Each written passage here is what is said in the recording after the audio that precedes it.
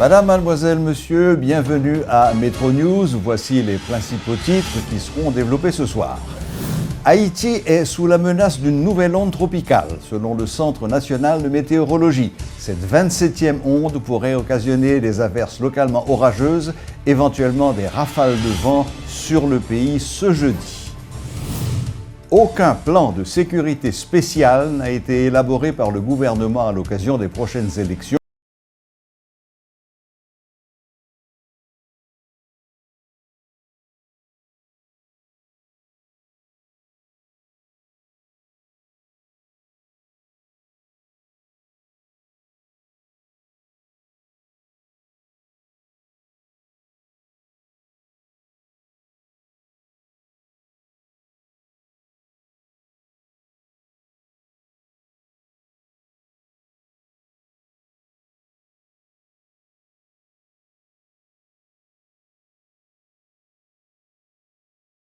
Le CNM, de concert avec le Secrétariat permanent de gestion des risques et des désastres, demande à la population des zones vulnérables de respecter scrupuleusement les consignes de sécurité habituelles.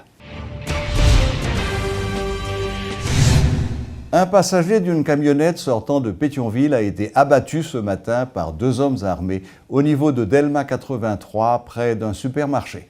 Selon des témoins, le jeune homme, âgé entre 20 et 25 ans, a été suivi par les deux hommes qui se trouvaient également à bord de la camionnette, assurant le service Pétionville, carrefour de l'aéroport. Il était aux environs 9h, 9h30, côté que bandits armés, en cavale, assassinés policier agent 4 Michel Jumel, qui gagnait 41 ans, qui est affecté dans le conseil électoral provisoire. Bandits, selon le premier élément d'information nous gagnons, ils ont monté camionnette côté que le policier a à bord, et puis ils ont fouillé mon et puis côté que le policier a 2 balles dans la tête. Et gagné la justice qui déjà au courant parce que nous avons fait appel à la juge de paix pour faire comme ça, pour nous capable d'élever le corps et puis pour les scientifiques justement qui étaient sur place et une enquête qui ouvrit et dans le cadre à faire ça. Toujours pas de plan de sécurité électorale validé jusqu'ici alors que la campagne est déjà lancée. En conférence de presse ce jeudi, le secrétaire d'État à la sécurité, Himmler Rébu, a toutefois appelé les acteurs politiques à la non-violence et annoncé des dispositifs d'intervention à plusieurs niveaux. L'ancien colonel prévoit toutefois de mettre en place des mesures globales de sécurité publique qui prendront effet à partir du 9 septembre. Il y a un pile de monde qui a circulé avec machine, qui n'est pas assuré, qui n'a pas de plaque, ou bien qui a circulé avec ancienne plaque. Nous demandons pour prendre toute disposition pour aller dans l'OAVCT, pour aller dans le DGI, pour remplir les formalités, pour ne pas avoir une machine qui a circulé avec ancienne plaque, ou bien plus gravement, une machine qui a circulé avec une seule plaque. Il y a des gens qui ont une machine vite teintée. Nous demandons tout le monde qui a une machine vite teintée, qui n'a pas d'autorisation pour ça, rentrer en contact avec le commissariat qui est plus proche pour remplir les formalités légales, pour capable circuler avec machine vite teintée suivant l'autorisation que la police baille. Nous avons des cas d'anciens officiels qui continuent à circuler avec plaque machine officielle qui est ancienne, non machine vite teintée. Nous demandons tout ancien officiel pour adresser à l'institution qui concerne pour être capable de plaque normale de citoyen si vous n'avez pas de droit à plaque officielle là encore. Dès le 9 septembre, la police a une instruction, quel que soit le monde, vous prenez en contravention dans un cas comme ça, machine a été côté lié, vous avez rempli les formalités et là vous retournez dans la police pour payer pénalité de déplacement machine pour le cap circuler avec machine normalement suivant Jean la loi dit. Toutes les dispositions sont déjà prises pour garantir la sécurité à l'occasion de la rentrée des classes. L'annonce a été faite ce jeudi par le porte-parole adjoint de la PNH. Lors d'une conférence bilan à la DCPJ, l'inspecteur Gary Desrosiers a fait savoir que ces mesures seront les mêmes pour les prochaines élections. Des instructions claires ont été passées en ce sens au niveau du haut commandement de la police nationale d'Haïti. Pour étudier justement l'environnement, pour que nous connaissions comment en réalité aille dans l'école. Et puis pour la police, prendre des dispositions. Et c'est des dispositions traditionnelles, côté que nous avons une présence très remarquable de forces de l'audio, et pour que nous soyons capables de mettre les élèves dans des conditions justement au niveau sécurité pour capable permettre d'entrer à l'école. Et c'est même dispositions à eux que tout nous comptons prendre tout. Bon, là c'est pour élection, et nous dit le tout pour élection, c'est-à-dire au niveau de la police nationale, au niveau de haut commandement, instruction qui est passée claire, et tout le monde qui a une responsabilité pour sécuriser l'élection, déjà au courant. Et j'en nous dis, il y a une équipe de coordination justement qui font tourner au niveau du département pour qu'ils soient capables d'identifier les problèmes et pour ne pas répéter. La majorité des personnes accusées de malversation dans le cadre de la gestion des fonds de Petro-Caribé ont rejeté les accusations portées contre elles en avançant des explications pour justifier leurs actions. Parmi ces personnalités figurent deux anciens premiers ministres, Laurent Lamotte et Jean-Max Bellerive. La commission avait fait état de nombreuses irrégularités allant du non-respect des procédures dans les passations de marché jusqu'à la signature de contrats antidatés.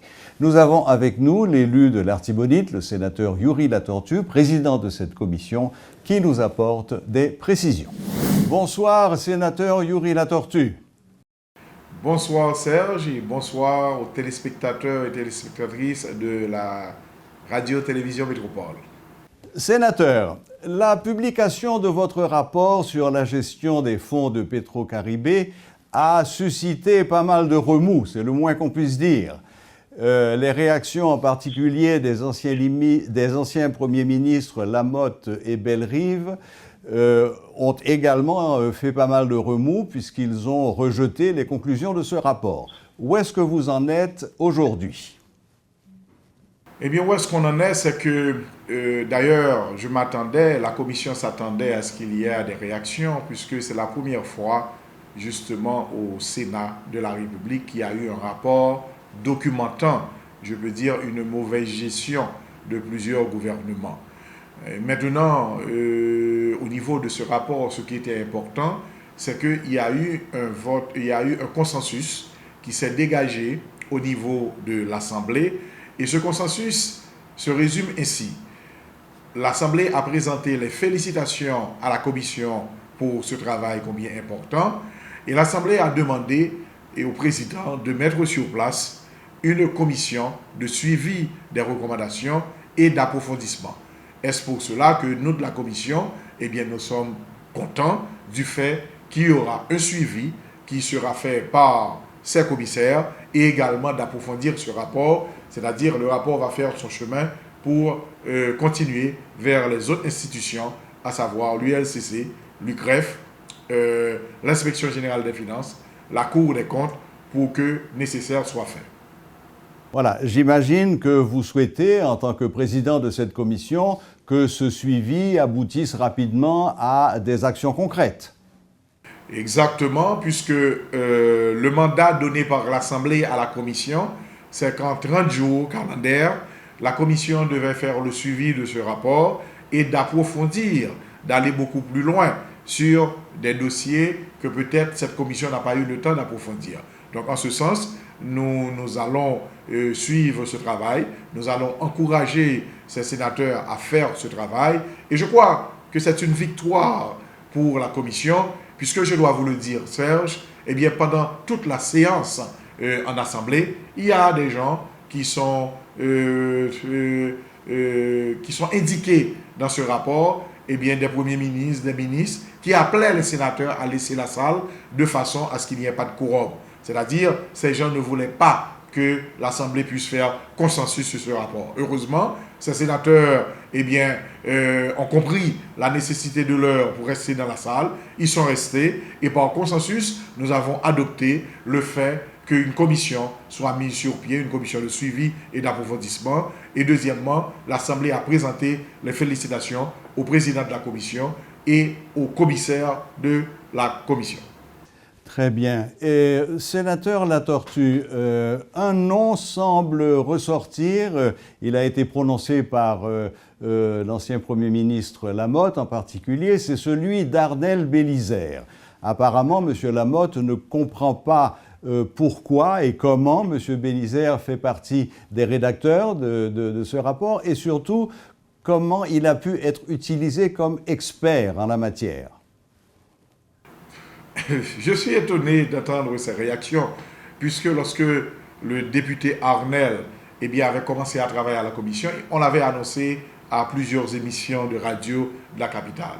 Laissez-moi vous dire, et je reprends aujourd'hui pourquoi on avait choisi le député Arnel. Il est un consultant de la commission, parce qu'au niveau de la commission, il ne restait que des sénateurs. Alors, il restait environ 3 ou 4 sénateurs. Il restait des sénateurs qui étaient proches du mouvement PHTK et alliés. Dans ce sens, nous pensons qu'il fallait justement, pour l'équilibre, avoir un député qui avait dénoncé plusieurs fois la gestion des Petro-Caribé. Et en ce sens, le député Arnel est devenu un consultant qui allait sur le terrain avec des sénateurs et qui en même temps, justement, regardait les travaux qu'effectuait cette firme, et il y avait un certain équilibre. Il y avait un certain équilibre au niveau du groupe, puisqu'il n'y avait pas que des sénateurs proches du mouvement PHTK et alliés qui vérifiaient les choses. Il fallait avoir, je peux dire, une contre-voix, quelqu'un qui avait d'autres idées différentes, et je crois que ceci a apporté un certain équilibre à la commission. Et nous l'avions dit dès le choix du député Arnel, c'est-à-dire depuis environ 3 mois, le Sénat avait, par son président, choisi le député, et on avait même avancé les travaux avec des jeunes qui devaient accompagner non seulement la firme, mais également le député qui devrait être aussi présent pour vérifier les travaux, là où les sénateurs commissaires devaient être également présents. Merci de ces éclaircissements, sénateur. Un dernier point, très rapidement. Le nom de Yuri Meuse a aussi été prononcé dans cette affaire. Pouvez-vous nous en dire quelque chose? Oui, pour le nom de Yuri Meuse, écoutez, j'ai bien répondu à cette question pour dire que nous avions une firme, c'est la C3 Édition, qui rédigeait le rapport pour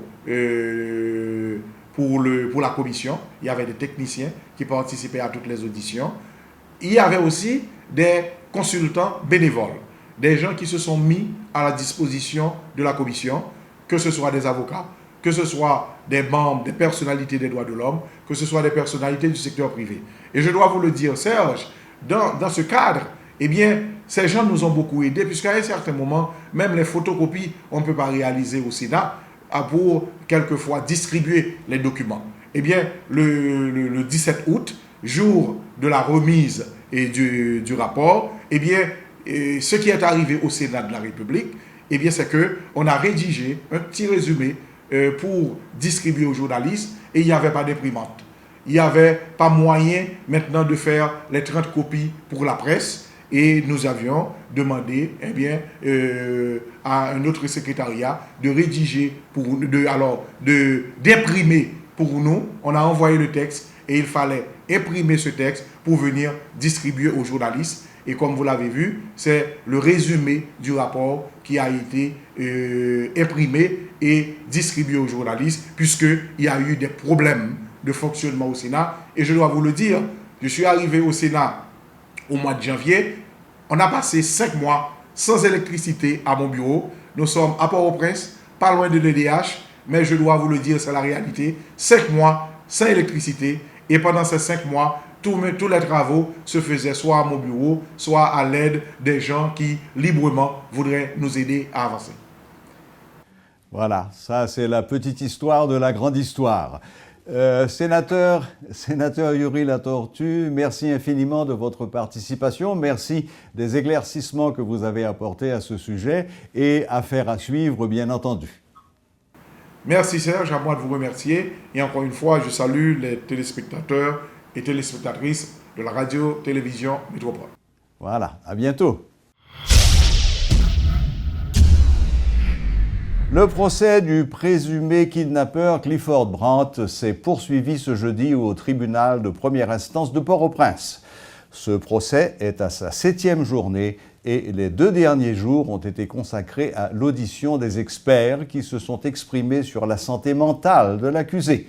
Les avocats de la défense, Jean Bergeman Beret et Jean Barnave Chevron, ont tenté par tous les moyens d'obtenir des 2 experts appelés à la barre des preuves que leur client souffre de démence et qu'il serait donc irresponsable. Mais les experts en santé mentale ont fait remarquer que Clifford Brandt présente les mêmes symptômes psychiatriques que 70% des prisonniers en détention préventive prolongée. Ces symptômes n'ont rien à voir avec ceux de la démence, ont affirmé devant la Cour Ronald Jean-Jacques, Frédéric François et Joseph Wilner-Simon, qui ont rédigé un rapport sur l'état de santé mentale de M. Brandt. Inauguration mercredi de la nouvelle prison civile de Fort-Liberté. La construction de ce bâtiment moderne a été financée par le département d'État américain à hauteur de 8 millions de dollars. Ce nouveau centre carcéral peut accueillir entre 500 et 600 détenus. Reportage Éloge Milfort. Construit pour accueillir exclusivement des condamnés, la nouvelle prison civile de Fort-Liberté s'étend sur une superficie de 2882 mètres carrés. Elle est équipée d'un système d'électrification constitué de panneaux solaires et d'inverteurs et possède un dispositif lui permettant de s'approvisionner de manière autonome en eau potable. C'est donc un établissement moderne, répondant aux normes internationales en matière de détention. Ce qui satisfait le nouveau directeur général de la police nationale d'Haïti. C'était l'occasion également pour Michel-Ange Gédéon d'appeler à la collaboration de tous les éléments impliqués dans la chaîne pénale en vue de combattre plus efficacement le phénomène de la détention préventive prolongée. La loi dit nous 48 heures. Dans 48 heures, ça, il pas seulement pour la police, il pour la justice. Tout. Donc je dis, moi instruis éléments mieux, policiers mieux, pour nous traiter de dossier avec célérité, pour nous pas faire une complice de forme de violation. Ça. Pour un système carcéral répondant à ses rôles et attributions tant en matière de correction que de point de vue éducatif, le gouvernement se propose de poursuivre certains objectifs. L'actuel ministre de la Justice, Camille Edouard Junior, fait le point. La construction de cette prison a pour objectif de résoudre la problématique de la surpopulation carcérale, mais aussi mieux, à offrir des conditions sanitaires bien meilleures et des conditions environnementales aux prisonniers. Classé 2e plus grand centre carcéral du pays, jusqu'à la construction de cet établissement flambant neuf, la prison civile de Fort-Liberté présentait pourtant le plus faible ratio de détention par mètre carré. Cette construction entre dans le cadre du programme des États-Unis visant à renforcer la PNH. Le conseiller de l'ambassade américaine à Port-au-Prince, Brown Chukon, qui assistait à la cérémonie d'inauguration à Fort-Liberté, n'a pas manqué de saluer la collaboration entre les 2 pays, qui est à l'origine de la construction de cette prison. Le gouvernement américain s'engage à travailler avec Haïti pour garantir les droits de tous les citoyens, indépendamment de leur statut social ou de leur appartenance politique. Le fait que la section INL ait investi 8 millions de dollars dans ce bâtiment constitue un preuve de cette détermination. 623, c'est le nombre total de détenus que la prison civile de Fort-Liberté peut recevoir, soit en théorie à peine 200 de moins que le pénitencier national de Port-au-Prince, qui, bien que conçu pour 800 prisonniers, en accueille plus de 4000.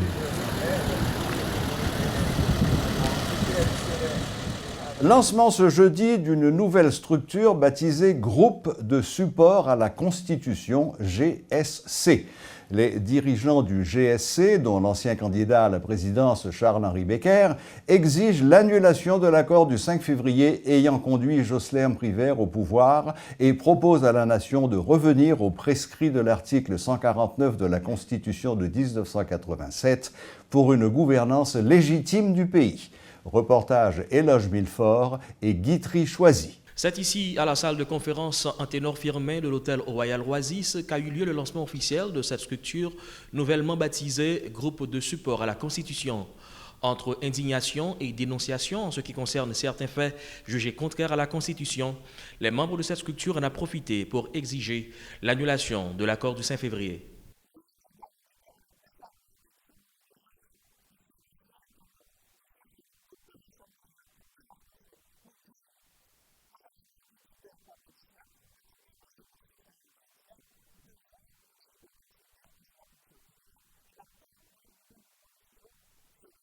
Pas besoin de se questionner quant à l'effet d'une éventuelle annulation de l'accord du 5 février, tel qu'exigé par le groupe de support à la Constitution sur l'échiquier politique.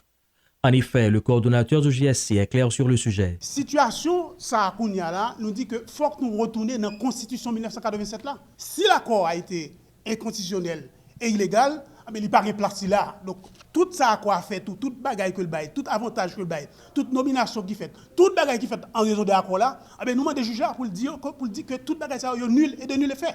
Introduite par devant le doyen du tribunal de première instance de Port-au-Prince Bernard Saint-Ville le 27 mai 2016 et plaidée le 10 juin dernier, l'instance judiciaire en nullité de l'accord du 5 février 2016 est la première démarche concrète du GSC. Une sorte de rupture avec la politique traditionnelle qui ne consiste qu'en de vains discours, a affirmé à cette occasion l'ex-candidat à la présidence et principal dirigeant du parti Respect, conseiller au GSS, Charles-Henri Becker. Il faut que légalement, on attaque une série de dérives constitutionnelles. Donc, premier et plus urgent, c'était accord, parce que aujourd'hui, nous avons que la vie chère a augmenté chaque jour, l'insécurité a augmenté chaque jour, parce que l'État n'a pas fait travail. So, c'est pour ça que nous allons sous accord d'abord. Mais, où est l'amendement? Là, on commence à regarder combien d'articles l'amendement ça a même violé dans la Constitution haïtienne. Eh bien, c'est pour la prochaine étape pour le groupe de support à la Constitution. La Constitution de 1987 n'a cessé d'être violée depuis son adoption. Au regard de l'histoire, ceux qui l'ont défendue un jour sont souvent ceux qui l'ont violée le lendemain à leur tour. Structure regroupant des hommes de la classe politique et de la société civile, le groupe de support à la Constitution se veut donc une démarche de principe et d'action contre les violations de la Constitution. Pour Télémétropole, Éloge Milfort et Guitry Choisy. Une entente a été trouvée ce jeudi entre les syndicats des employés de l'OAVCT et la direction générale adjointe de l'institution après 2 jours de tension à l'annexe de Tabar. Mercredi et jeudi, les activités étaient au point mort. Les employés réclamaient le paiement de leur 14e mois. Un reportage de Sheila Louis-Joseph et Berno Augusma. Pour la 2e journée consécutive, les activités étaient paralysées ce jeudi à l'OAVCT. À l'annexe de Tabar, notamment, des employés en colère avaient érigé des barricades de pneus enflammés à l'entrée de l'institution pour réclamer le paiement du 14e mois. Après maintes discussions et négociations, un terrain d'entente a finalement été trouvé entre la direction générale adjointe et le syndicat des employés. Le porte-parole du syndicat des employés replace ce mouvement dans son contexte. Chaque année, nous avons 14e mois toujours. Et 5 ans, 5 dernières années, nous passons chaque 22. Mais avant 5 ans, ça, sous le président Préval, nous avons chaque 18. Le président Matéi de nous vient chaque 22. Les notre dans 24, nous ne sommes pas jeune. Là, nous-mêmes au niveau syndicat, nous écrivons des correspondances à la direction générale là pour nous et pour nous compte rendu. Nous méprisons nous pas chita avec nous. Bon, finalement, ces outils c'était protestation. Pendant 2 derniers jours, nous avons protesté pour nous demander quoi l'école là. 2 jours de protestation pour faire entendre leur voix. Et le directeur général adjoint de l'office les a entendus. Toutefois, Mathieu Jean-Baptiste se veut réaliste. Nous entendons son bagaille. Je dis là, je ne peux pas prendre aucune décision pour me battre en 14e mois. Et le fait que tout administration pas fonctionnelle, je ne peux pas en mesure pour me dire si je vais aujourd'hui ni si demain. Maintenant, nous entendons à syndicat pour nous ouvrir boîte, tout annexe qui est fermé, pour nous capables de faire moun capable de venir prendre service que nous avons offert. Et songez, seul gens au AVCT fait comme, c'est le porte nous l'ouvrir et ils comprennent ça tout. Même si les activités doivent reprendre à partir de ce vendredi, le syndicat des employés de l'Office d'assurance véhicules contre tiers reste sur ses gardes. Notons que cet arrêt de travail a été observé dans plusieurs annexes de l'OAVCT de la zone métropolitaine. Un mouvement de protestation qui se produit au moment où un nouveau directeur général doit être installé. C'était depuis l'annexe de l'OAVCT à Tabar pour Télémétropole, Sheila Louis-Joseph et Berno Augusma. Voilà, c'est tout pour ce soir. Merci de votre fidélité et à bientôt. Même chaîne, même heure.